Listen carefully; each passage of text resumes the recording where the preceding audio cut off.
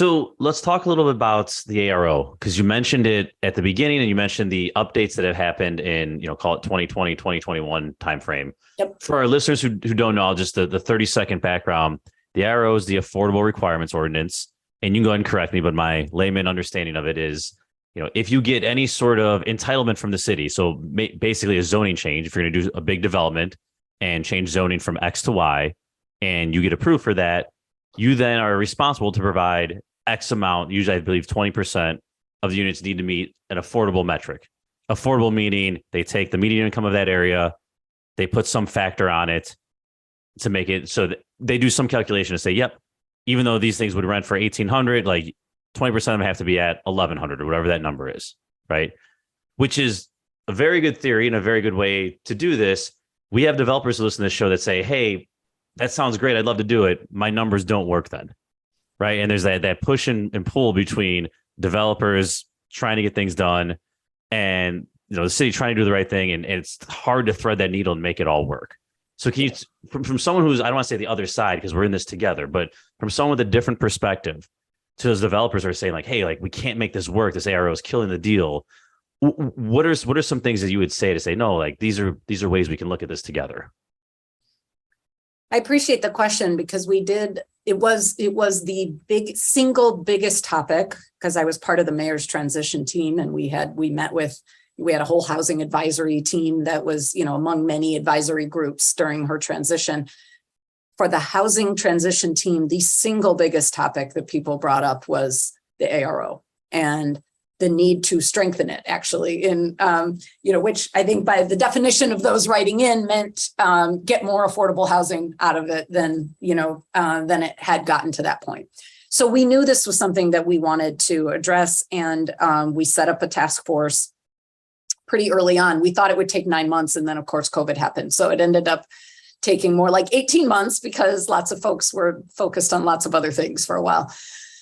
But ultimately, I'll just say a word about some of the changes that we made, because it gets back to what's your vision for the city, right? The ARO is fundamentally our chief desegregation tool that we have, because it is focused on areas that would otherwise be able to support a 100% market rate deal. You don't need a subsidy to make this deal work, right? The way some neighborhoods, the market rents are so low that you have to have a subsidy to make the deal pencil.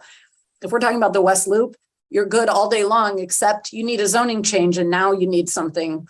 And now the city can say, in exchange, I need some affordable housing in this development.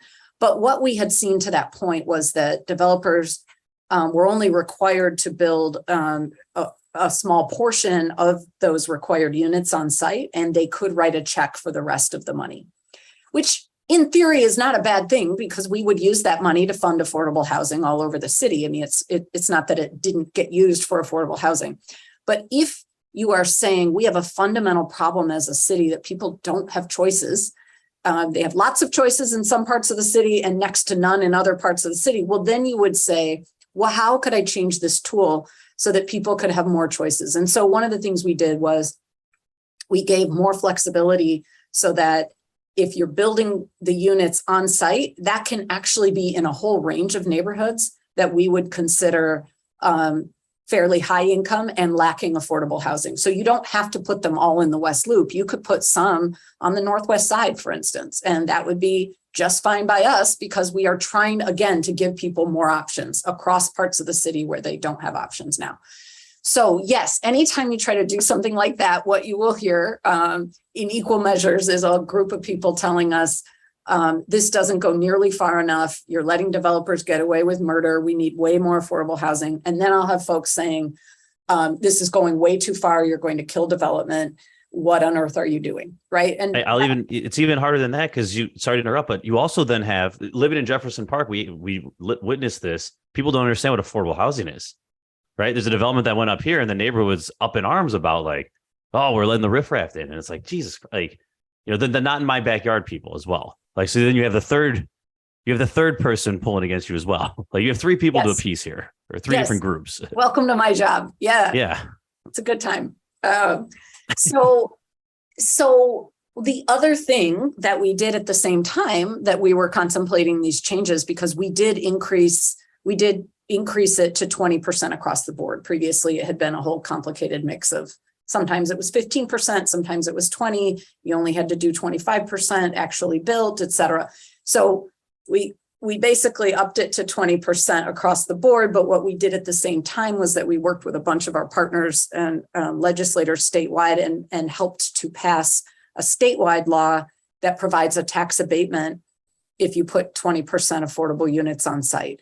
So we were very purposeful about that being something that helped allow the higher standards we wanted to make them financially feasible. And Cranes just ran a piece saying, essentially it was like, after years of grumbling, developers acknowledge that this works. And a lot having to do with the state tax abatement that allows them to offset that a bit. But that was something we were very purposeful about doing in tandem.